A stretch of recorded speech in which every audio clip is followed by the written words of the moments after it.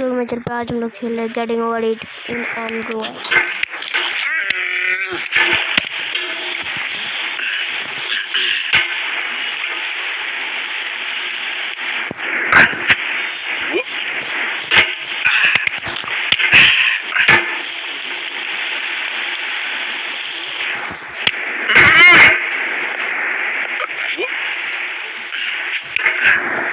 There's no feeling more intense than starting over.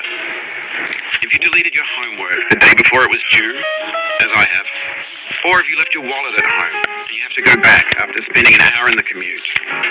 If you won some money at the casino and then put all your winnings on red and it came up black. If you got your best shirt dry cleaned before a wedding and then immediately dropped food on it. If you won an argument with a friend and then later discovered that they just returned to their original view. Starting over is harder than starting up. If you're not ready for that, like if you've already had a bad day, then what you're about to go through might be too much. Feel free to go away and come back. I'll be here. Alright, thanks for coming with me on this trip. I'll understand if you have to take a break at any point. Just find a safe place to stop and quit the game. Don't worry, I'll save your progress, always. Even your mistakes. This game is a homage to a free game that came out in 2002, titled Sexy Hiking. The author of that game was Jazuo, a mysterious Czech designer who was known at the time as the father of B games. And B games are rough assemblages of found objects. Designers slap them together very quickly and freely, and they're often too rough and unfriendly to gain much of a following. They're built more for the joy of building them than as polished products. In a certain way, Sexy Hiking is the perfect embodiment of a B game. It's built almost entirely out of found and recycled parts. It's one of the most unusual and unfriendly games of its time. In it, your task is simply to drag yourself up a mountain with a hammer. And that act of climbing, in the digital world or in real life, has certain essential properties that give the game its flavor. No amount of forward progress is guaranteed. Some cliffs are too sheer or too slippery. And the player is constantly, unremittingly in danger of falling and losing everything. Anyway, when you start Sexy Hiking, you're standing next to this dead tree that blocks the way to the entire rest of the game. It might take you an hour to get over that tree, and a lot of people never got past it. You prod and you poke at it, exploring the limits of your reach and your strength, trying to find a way up and over. And there's a sense of truth in that lack of compromise. Most obstacles in video game worlds are fake. You can be completely confident in your ability to get through them once you have the correct method or the correct equipment or just by spending enough time. In that sense, every pixelated obstacle in Sexy Hiking is real. The obstacles in Sexy Hiking are unyielding, and that makes the game uniquely frustrating. But I'm not sure Jazuo intended to make a frustrating game. The frustration is just essential to the act of climbing, and it's authentic to the process of building a game about climbing. A funny thing happened to me as I was building this mountain. I'd have an idea for a new obstacle, and I'd build it, test it, and it would usually turn out to be unreasonably hard. But I couldn't bring myself to make it easier. It already felt like my inability to get past the new obstacle was my fault as a player rather than as a builder. Imaginary mountains build themselves from our efforts to climb them, and it's our repeated attempts to reach the summit that turns those mountains into something real. When you're building a video game world, you're building with ideas, and that can be like working with quicksets and set until they're immutable, like rock. And at that point, you can't change the world. Not without breaking it into pieces and starting fresh with new ideas. For years now, people have been predicting that games would soon be made out of prefabricated objects, bought in a store and assembled into a world. And for the most part, that hasn't happened, because the objects in the stores are trash. I don't mean they look bad or that they're badly made, although a lot of them are. I mean they're trash in the way that food becomes trash as soon as you put it in the sink. Things are made to be consumed and used in a certain context, and once the moment is gone, they transform into garbage. In the context of technology, those moments pass by in seconds.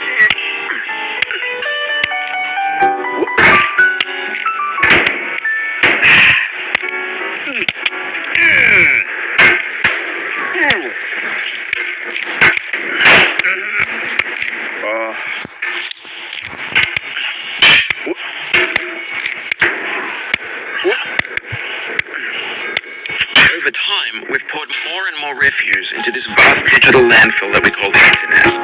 It now vastly outnumbers and outweighs the things that are fresh and untainted and unused. When everything around us is cultural trash, trash becomes the new medium, the lingua franca of the digital age. And you can build culture out of trash, but only trash culture. Be games, be movies, be music, be philosophy.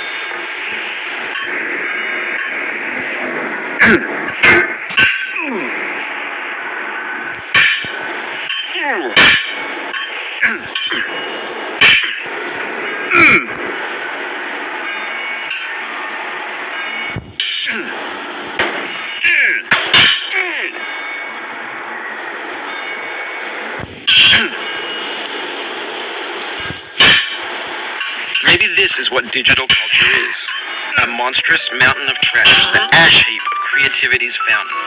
A landfill with everything we ever thought of in it. Grand, infinite, and unsorted.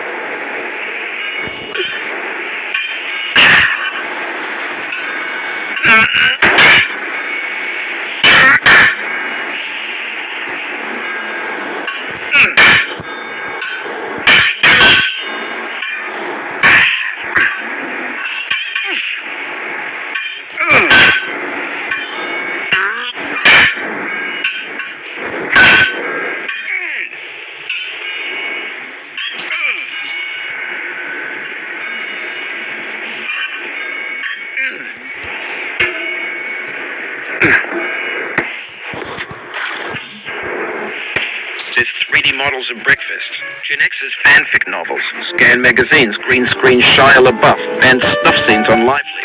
Facebook's got lifelike bots with unbranded adverts and candid shots of Kanye and Taylor Swift mashups, car crash epic failed chips, Russian dash cam bits, discussions of McRibs, discarded, forgotten, unrecycled, muddled, rotten, untitled.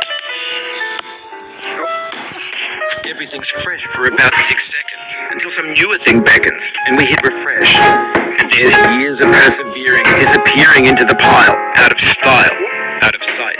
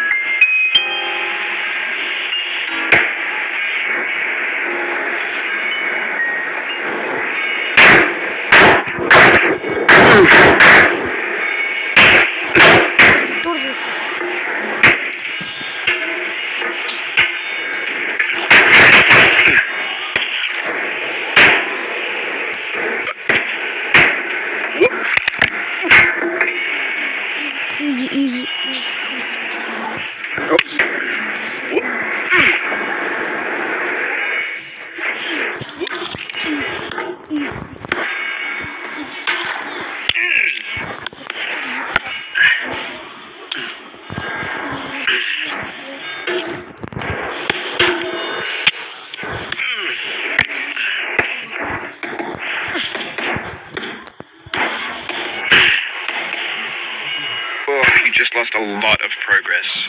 That's a deep frustration, a real punch in the gut.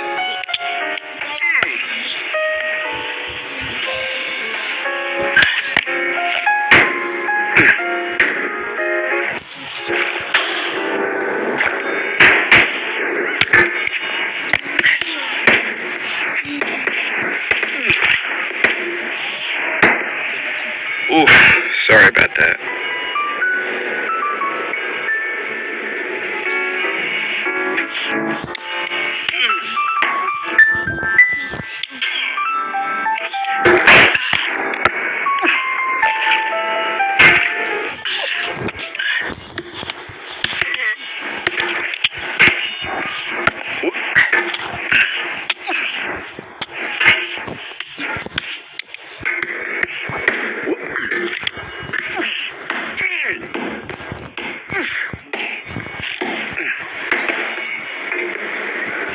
Oh, it happened again.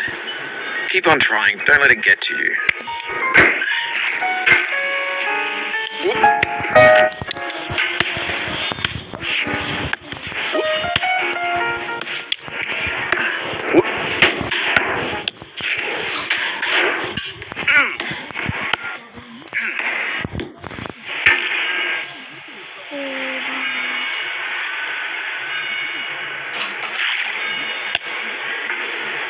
तो bye bye guys, हम episode कल को, I think कल को हम अगला episode लाएंगे। Bye bye guys.